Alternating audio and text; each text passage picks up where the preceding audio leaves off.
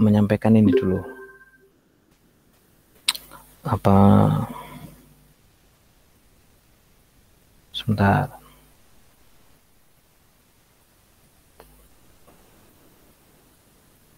Terlihat tidak di hadapan teman-teman, kelihatan nggak ini? RPS-nya kelihatan nggak? Iya, kelihatan, Pak. Oke. Jadi teman-teman semuanya, memang kita kalau dari RPS-nya ini nanti saya kirim lewat grup ya. Jadi untuk RPS ini memang pertama memang kita tidak ketemu ya. Jadi ini hanya WA dan YouTube gitu. Kemudian yang kedua, kita ketemu. Ini pakai Google Meet. Gitu. Besok tidak ketemu, besok dengan WA. Kemudian besoknya lagi dengan WA dan YouTube gitu. Kemudian Google Meet. Ya inilah. Ini RPS yang perlu nanti teman-teman pahami. Jadi pagi hari ini saya sudah mulai masuk ke ini konsep fikih. Jadi yang kemarin teman-teman sudah nonton YouTube yang pengenalan LPSI itu, sekarang kita masuk ke konsep fikihnya. Apa sih itu fikih gitu ya? Oke.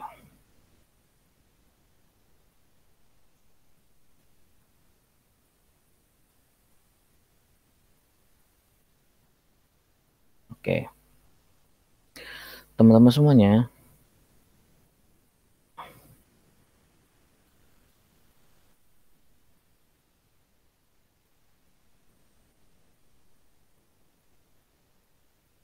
fikih itu secara bahasa ya teman-teman ya. Nampak nggak ini? Nampak ya mudah-mudahan ya. Iya, nampak, Pak. Oke, mungkin kurang besar, saya besarkan dulu.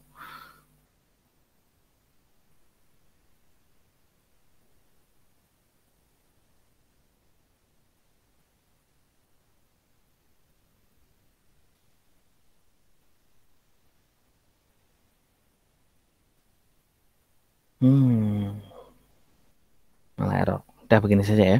Oke, dari pengertian fikih itu teman-teman, dalam kamus Munawir, ini seorang ulama ya, Munawir itu di Krapyak, Yogyakarta. Beliau sudah meninggal dan menurunkan banyak keturunan dan tokoh-tokoh yang luar biasa dari Krapyak. Kemarin juga ada Kiai Krapyak yang meninggal dunia juga ya. Sampai Menteri Agama yang sebelumnya juga datang gitu. Bukan Menteri Agama yang baru, bukan. Nah, beliau menjelaskan fikih itu apa? Faqih yafqahu fikhan gitu. Asal kata fikih itu berasal dari faqih yafqahu fikhan. Artinya itu ya faham gitu. Nah, kalau dalam kamus Lisanul Arab, ini kamus dari Muhammad bin Makram Ibnu Manzur, ini kamus yang lebih tinggi ya, derajatnya lebih bagus, lebih kuat daripada kamus Munawir. Fikih itu apa? Ya al-ilmu bisyai'i wa fahmu lahu gitu. Makanya fikih itu ya tidak hanya paham, tapi tahu tentang sesuatu yang baru dan paham gitu. Kadang-kadang kan orang hanya tahu tapi tidak paham, atau paham tapi tidak begitu ingat gitu ya. Yang penting intinya gitu kan ya. Yaitu lika-liku lah. Jadi kalau fikih itu maksudnya ya tahu ilmunya dan paham gitu. Atau dalam pengertian yang lain, alima ilman, betul-betul mengetahui ilmu tersebut gitu. Nah, sedangkan ibadah itu apa? Abidaya budu ibadatan wa ubudiyatan. Jadi kalau dari segi bahasa itu ibadah itu ya menyembah gitu, beribadah gitu. Tapi kalau dari pengertian lisanul Arab itu al-abdu bima'nal mamluk gitu. Ya hamba itu ya dimiliki gitu. Ibadah itu ya kita dimiliki sama yang memiliki kita gitu. Siapa sih pemilik kita? Ya Allah gitu ya. Jadi bukan kemudian kita ketika ibadah tidak merasa saya itu milik Allah, bukan gitu. Jadi kita berusaha teman-teman semuanya ketika beribadah tuh ya aku ki milik Allah dan harus menjalankan perintah Allah gitu. Bukan hanya sepenting sholat lah, bolong-bolong rapopo lah, sepenting mlebu surga lah. Jangan berpikir begitu. Tapi berpikirnya saya itu hamba dari Allah dan aku harus menjalankan perintah Allah gitu. Ketika sholat ingat maksiat kita gitu ya. Menangis itu lebih baik banget itu gitu.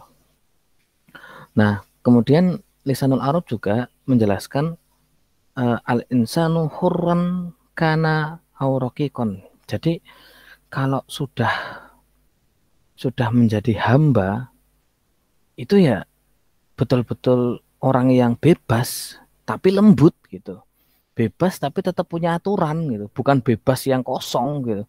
Bukan bebas yang seenaknya sendiri seperti agenda orang barat ya. Bukan begitu. Tapi bebas yang punya aturan gitu. Dalam Islam kan begitu ya. Oke, saya lanjutkan. Nah, kalau ibadah menurut Muhammadiyah apa gitu. Ibadah menurut Muhammadiyah adalah mendekatkan diri atau bertakarub kepada Allah dengan jalan mentaati segala perintah Allah, menjauhi segala larangan Allah, dan mengamalkan segala yang diizinkan Allah. Yang ibadah itu ada dua ya, menurut Muhammadiyah, ada umum dan ada khusus gitu. Kalau umum tuh apapun yang diizinkan sama Allah tuh termasuk ibadah. Teman-teman sekarang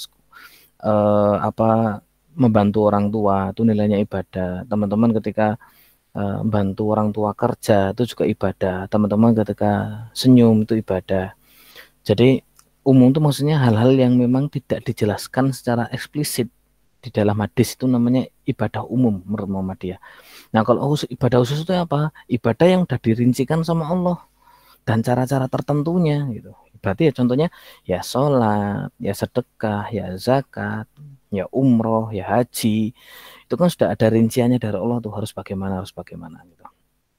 Jadi fikih ibadah itu adalah ilmu tentang ibadah. Kita harus paham tentang ibadah itu sendiri. Nah, dari ilmu inilah nanti teman-teman akan belajar tentang ibadah-ibadah dalam Islam. Kok nanti perlu kita bandingkan dengan yang lain, yaitu lebih baik. Tetapi kita di sini belajar bagaimana ilmu tentang ibadah dan bukan menyalahkan ibadah orang lain. Ingat ya, bukan menyalahkan ibadah orang lain. Ya kalau orang lain ada ibadahnya yang kurang pas, ya kita sampaikan.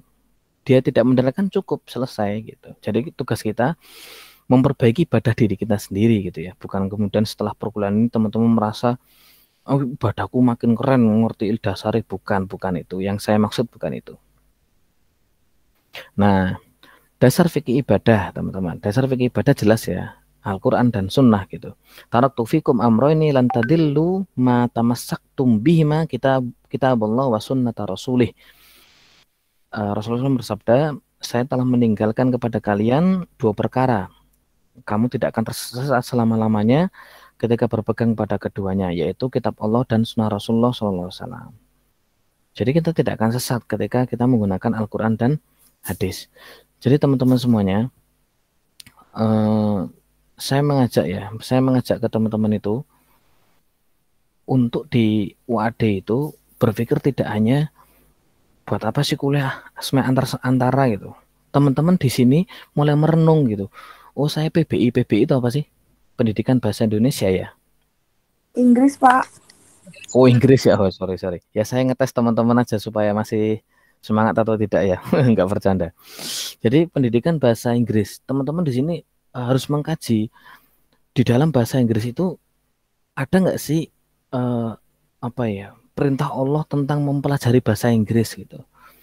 Nah, mungkin dalam Al-Quran dijelaskan yang itu wa qabaila li ta'arufu gitu. Dan Allah tuh menjadikan kita itu wa ja'alnakum su'uba wa qabaila li ta'arufu. Ini dalam surat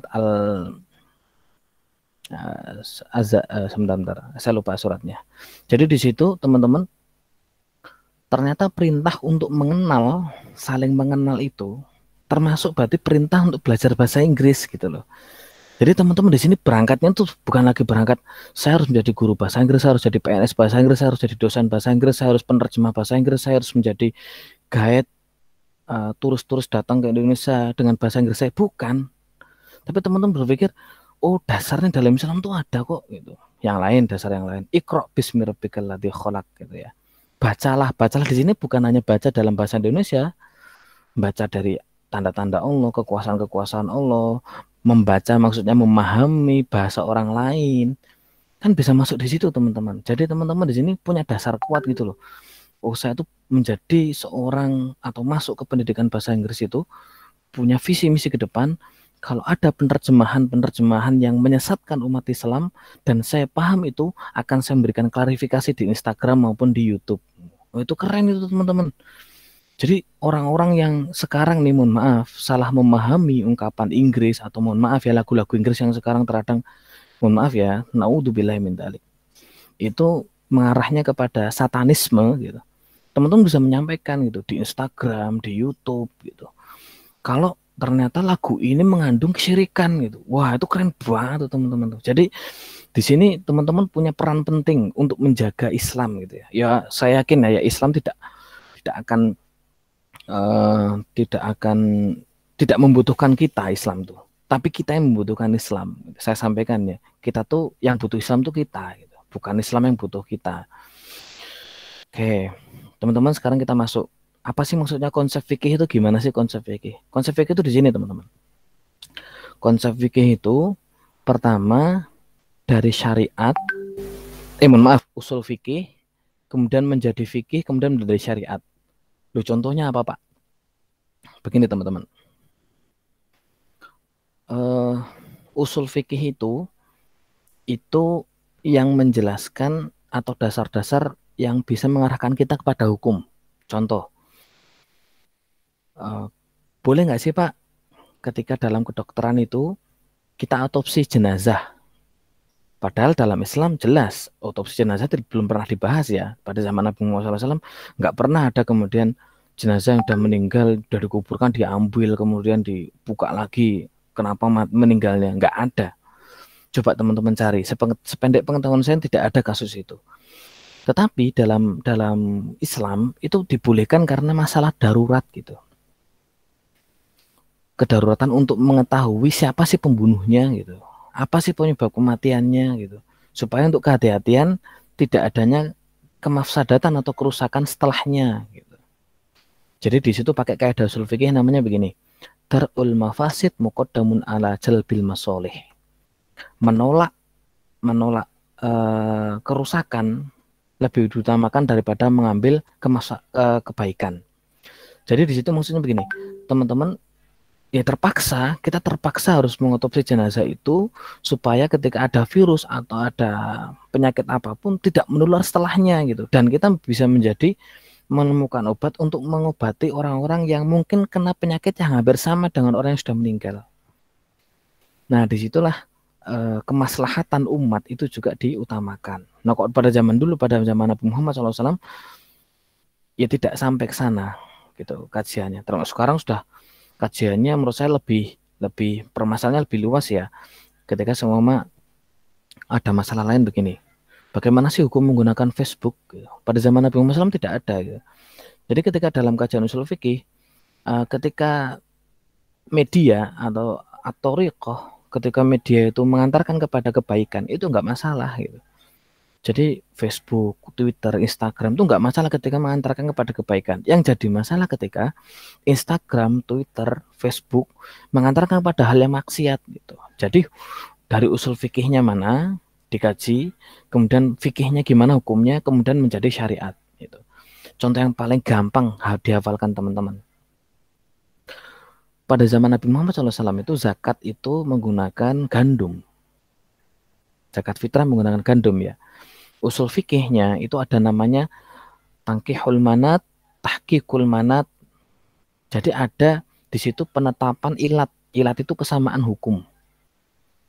Oh, Pak, aku mumet Pak, PBI masuk belajar ilat hukum Pak. Ya rapopo, ini buat pengetahuan teman-teman supaya besok menjadi orang tua yang lebih wisdom, lebih berwibawa ketika menangani anak ya.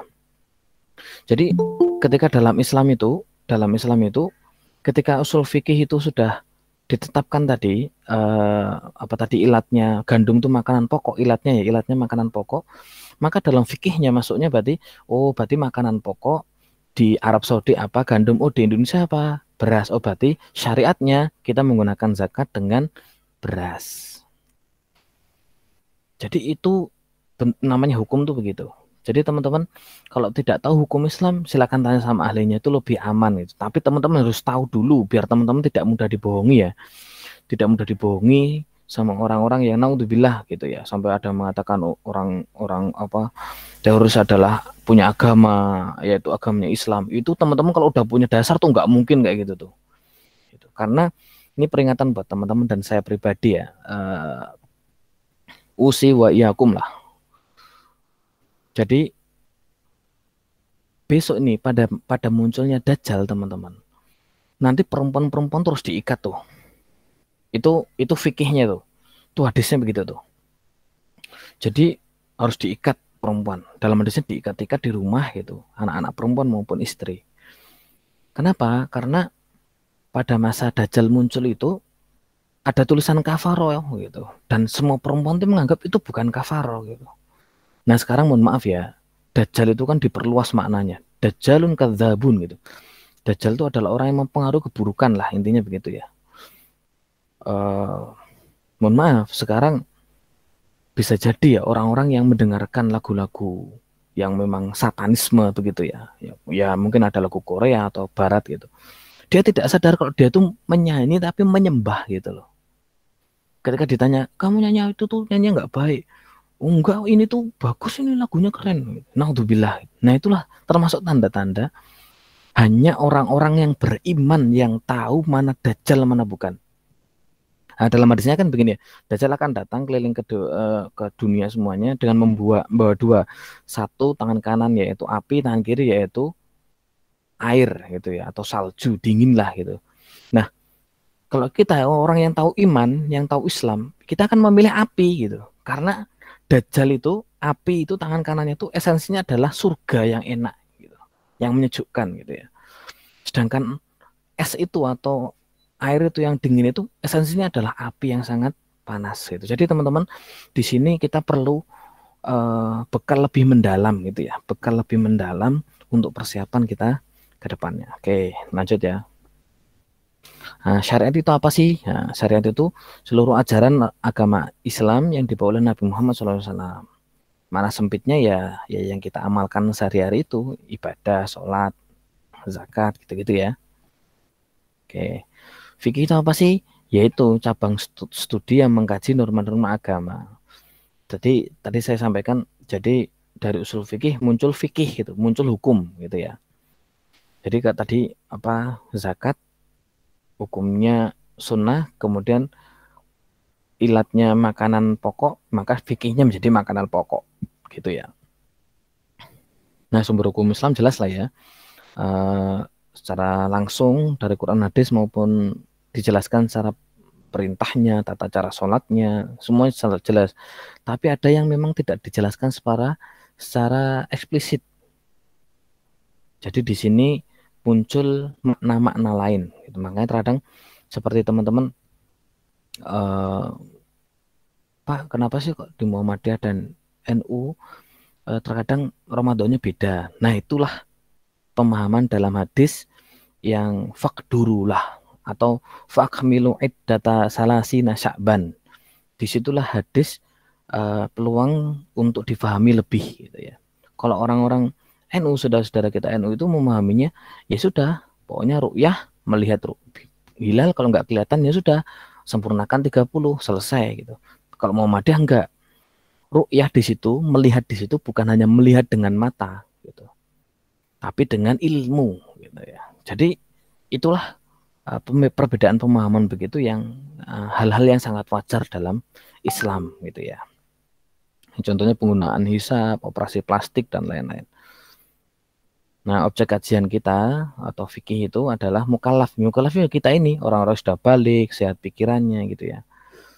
Nah, ruang lingkupnya ini, teman-teman. Kalau ruang lingkup fikih itu perbuatan manusia yang berhubungan dengan Allah, yaitu ibadah seperti bersuci, sholat, puasa, zakat tadi ya. Yang berhubungan dengan manusia ya nikah gitu ya. Acara yang nggak usah disebutin lah, udah cukup nikah, waris gitu aja. Pidana, politik, perekonomian. Nah, ini juga kita membantah orang-orang yang orientalis, bahkan liberalis, bahkan sekularis gitu ya. Islam itu tidak membahas tentang politik. Kalau masuk politik itu nggak boleh membahas Islam. Salah. Islam membahas semuanya. Pidana, politik, perekonomian, semuanya dibahas gitu. Pernah nggak teman-teman di pendidikan bahasa Inggris, pernah nggak dengar cerita sahabat yang pergi ke luar daerah, kemudian dia harus belajar bahasa orang asli daerah? Itu juga bisa menjadi dasar di mana teman-teman belajar bahasa asing gitu.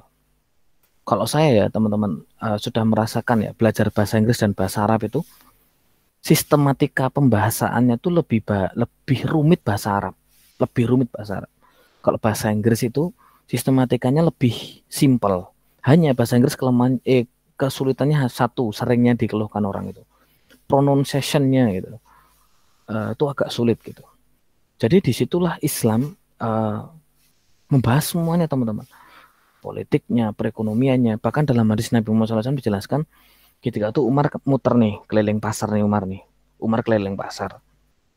Ngelihat ada orang yang jual beli baru. Kemudian ditanya, afala ya'lamu an dinil Islam, apakah kamu sudah tahu tentang aturan Islam tentang jual beli? Jawaban orang yang baru jual beli ini, jawabannya, mak, lah, saya tidak tahu ya Umar bin Khattab radhiyallahu anhu. Kemudian Umar mengatakan, pergilah, jangan jual beli dulu, pelajarilah hukum Islam tentang jual beli dulu, baru kamu jual beli. Sampai segitunya teman-teman. Jadi Islam itu sebenarnya kalau kita pahami tenanan, apa ya, pahami secara sungguh-sungguh, betul-betul serius, beneran gitu, wah, menjadi solusi buat kehidupan kita gitu ya. Oke, lanjut lagi. Tujuan hukum Islam teman-teman ini, maqasidus syariah namanya. Merealisasikan kemaslahatan kehidupan dunia, kehidupan manusia di dunia dan di akhirat. Nah, ini ada 3 ya. Ada kebutuhan primer atau daruriyat, kemaslahatan yang bersifat sangat penting. Nah, kalau tidak ini menimbulkan kerusakan. Ada kebutuhan hajiyat, kemaslahatan yang penting namun tidak mendesak, dan ada kebutuhan tahsiniyat yang bersifat melengkapi. Kalau kebutuhan daruriyat itu seperti kita ya, makan, minum, itu kebutuhan darurat. Yang penting menjaga 5 hal lah. Hizbun nasl, hizbun nafs gitu ya, hizbul mal. Jadi menjaga diri, harta, keturunan, agama, itu termasuk yang primer perlu kita jaga. Yang hajat mah ya kebutuhan-kebutuhan setelah itu, selain 5 tadi, ya pakaian, ya apa, rumah, ya mobil gitu ya. Tas ini itu yang nggak sangat penting, tas branded, apalagi sepatu branded, itu itulah ya. Jadi kita tujuan Islam itu bukan hanya kebahagiaan dunia, tapi kebahagiaan dunia dan akhirat. Nah, ini contoh-contohnya ya. Kalau kebutuhan primer itu kita sholat, larangan bunuh diri. Ini tadi saya sebutkan, menjaga agama, menjaga nyawa, menjaga akal, menjaga keturunan, menjaga harta gitu. Sanksi buat sang pencuri gitu. Pernah nggak sih teman-teman merenung gitu? Kita ini sekarang di Indonesia ini ketika ada pencurian, bukan lagi disebut pencuri gitu, diganti koruptor gitu ya. Pekerja seks komersial kan itu aslinya pezina itu, cuman diganti kupu-kupu malam, kemudian terakhir diganti pekerja seks komersial. Ya akhirnya kan undang-undang melindungi. Berarti teman-teman nih sebagai guru besok, atau sebagai advokat, atau sebagai apapun lah penerjemah, berarti sama dong dengan PSK gitu kan. Ya Islam tidak bisa mempersamakan begitu. Makanya Islam tegas. Kalau pencuri disebut pencuri gitu. Kalau bukan koruptor gitu ya. Melakukan zina ya pezina gitu. Jadi tegas. Jadi orang tuh mesti khawatir dengan omongan gitu. Sedangkan sekarang kan enggak ya, diubah menjadi lebih kelihatan indah lah. Itu termasuk waswas syaiton gitu. Talbis iblis namanya. Kemudian kebutuhan haji ya teman-teman, izin mengonsumsi makanan. Ini tadi yang saya sampaikan, makanan, pakaian gitu ya, tempat tinggal. Tersiar mah ya tadi itu perhiasan, pakaian yang indah, perintah menu indah. Oke. Hukum Islam itu teman-teman ini ada religiusitas, ada akhlakiyah atau etis, atau sumul. Kemudian sumul itu integral, dan wakiyah. Wakiyah itu realistis. Hukum Islam itu tidak utopis tidak, tapi memperhatikan kondisi manusia yang sebenarnya itu bagaimana. Kemudian norma hukum-hukum Islam juga bersumber pada agama, jelas. Mengedepankan moral, jelas. Hukum Islam mengatur seluruh aspek kehidupan manusia, jelas. Makanya tidak ada lagi pembatasan siapapun di UAD itu, saya lihat prodinya apapun tetap harus belajar Islam gitu. Oke. Ini saya tambahkan sedikit ya, prinsip ibadah itu ada niat, ada ikhlas, tidak. Jadi teman-teman kalau ibadah itu tidak hanya semangat ya teman-teman ya. Loh Pak, saya udah tahu ilmunya Pak, saya yang penting semangat. Jangan dulu.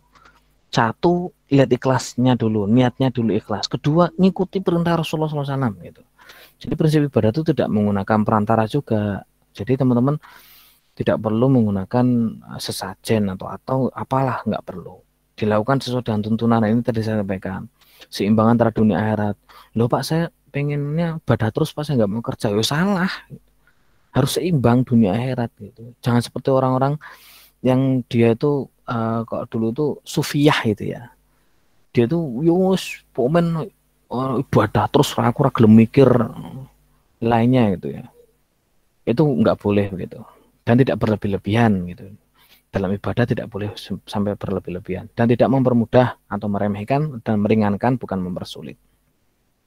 Itu prinsip ibadah di dalam Muhammadiyah. Kemudian bila salah seorang dari kalian menginjak kotoran dengan sandalnya, oh ini ini termasuk keringanan ketika teman-teman menggunakan kashf itu seperti mirip sepatu kaki di kaki, dan ketika teman-teman menginjak kotoran di situ, sholat menggunakan itu, maka cukup dibersihkan atasnya.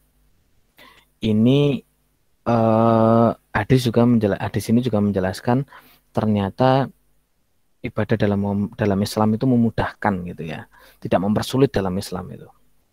Dan ini tidak ada di Indonesia. Saya sangat jarang orang menggunakan kaos kaki seperti di Saudi Arabia ya. Itu yang pertama. Yang kedua, hadis ini juga menjelaskan kalau menginjak kotoran dengan sendalnya, maka tanah itu menjadi penyucinya gitu. Jadi kita teman-teman menginjak kotoran, sucikan dengan tanah juga bisa. Tidak harus dengan air begitu ya. Oke. Oke, mungkin itu dulu teman-teman. Semuanya.